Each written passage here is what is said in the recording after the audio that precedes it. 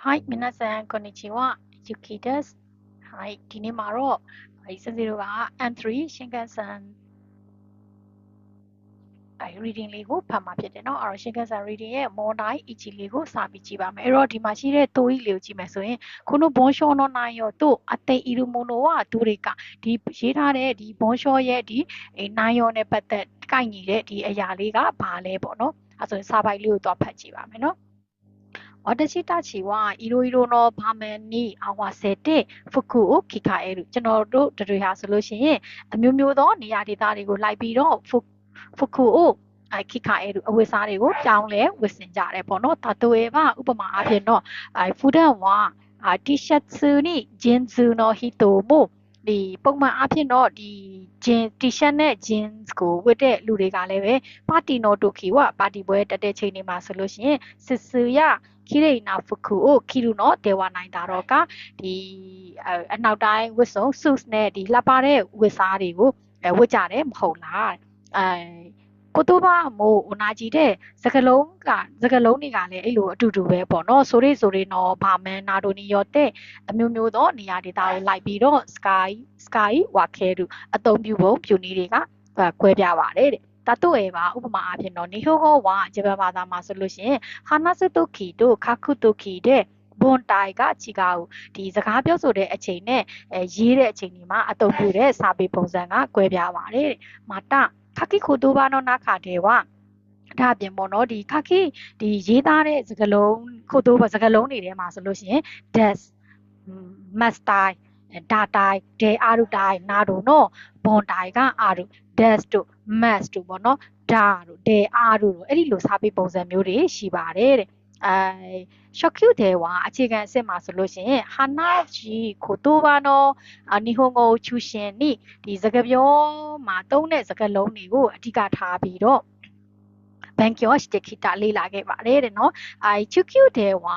အလဲစင်မှာတော့ခခိခိုတိုပါဟိုမာနာဘူခိုတိုမို့ဖွယ်တဲ့ဤလူရေးသားနီးဒီအရေးသားစကားလုံးတွေကိုပေါ့နော်ပို့ပြီးတော့တင်ယူရတာတွေကလည်းများလာတယ်တိုးွားလာပါတယ်တဲ့နော်ဒါတိုင်ဒေအာရုတိုင်တို့ယူဘွန်တိုင်မို့ရှစ်တဲ့အခေပါဒီဒါတို့ဒေအာရုတို့အဲ့လိုပေါ့နော်စားတဲ့ဒီစားပေးပုံစံကိုသိထားမယ်ဆိုလို့ရှိရင်ဘွန်ရှော်ကယောမိယာစကုနာရူတာတော့ဒီစကားစာပေစာပိုက်တွေရဲ့ကိုဒီစာပိုက်တွေကိုဖတ်ရတာကလွယ်ကူလာလိမ့်မယ်မဟုတ်လားတဲ့ဟိုင်ဒါဆိုရင်နေ့တို့ကဒီဘွန်ရှောရဲ့နိုင်ယောနဲ့အတေဤတို့မုံတို့ကဘယ်တစ်ခုဖြစ်မလဲဖတ်ကြည့်မယ်နော်日本語には様々な膨大があり、ဂျပန်စာမှာဆိုလို့ရှိရင်အမျိုးမျိုးသောစာပေပုံစံတွေကရှိပြီးတော့ဗမန်နာရိုနီယောတဲ့နေရာဒေသကိုလိုက်ပြီးတော့ပေါ့နော်ခအတိဤသူပြောင်းလဲပါတယ်တဲ့နိဗ္ဗာန်ကချူကျူနိုနီဟိုကိုတဲ့ဝါအလဲတန်းစင်လောက်ဒီဂျပန်ဘာသာစကားမှာဆိုလို့ရှိရင်ခခိခိုတိုဘာယောရီရေးပုံရေးနီးစကလုံးတွေထက်ရေးသားနီးစကလုံးတွေထက်ဟာနာရှိခိုတိုဘာကိုကျူရှင်နိဘန်ကျော်စုဒီစကပြောမှာတုံးတဲ့စကလုံးတွေကိုအဓိကထားပြီးတော့လေ့လာတယ်တဲ့နော်စကပြောကိုအဓိကထားပြီးလေ့လာတာလားဟုတ်လားအလဲစင်မှာဆိုရင်ခခိခိုတိုဘာတွေပို့ပြီးလေ့လာတာเนาะဒီမှာကကြတော့ဟာနာရှိခိုတိုဘာတွေကိုချူရှင်းလုပ်ပြီးတော့လေ့လာတယ်လို့ပြောထားတယ်เนาะစမ်းပန်လေးက日本語ではခခိခိုတိုဘာတို့話言葉の本体がよく似ているဂျပန်စကားမှာဆိုလို့ရှိရင်ဂျပန်ဘာသာစကားမှာဆိုလို့ရှိရင်ရေးသားတဲ့ချိန်မှာပြောတဲ့သုံးတဲ့စကားလုံးတွေနဲ့စကားပြောတဲ့အခါမှာသုံးတဲ့ဒီစာပေပုံစံတွေက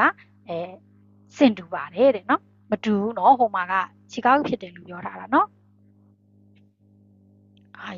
နောက်တစ်ခုက日本語の話し言葉にはdes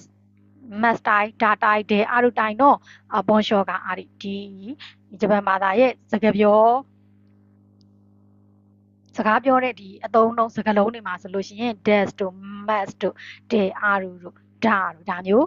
စာပေပုံစံတွေရှိပါတယ်တဲ့နော်အဲဆိုရင်ဘယ်တစ်ခုကအကိုက်ညီဆုံးဖြစ်မယ်လဲ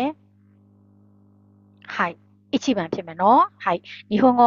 မှာဆိုလို့ရှိရင်အမျိုးမျိုးသောစာကြောင်းပုံစံတွေရှိပြီးတော့ဒီနေရာဒေသကိုလိုက်ပြီးတော့ပြောင်းလဲတယ်ဆိုတဲ့ဟာလေးက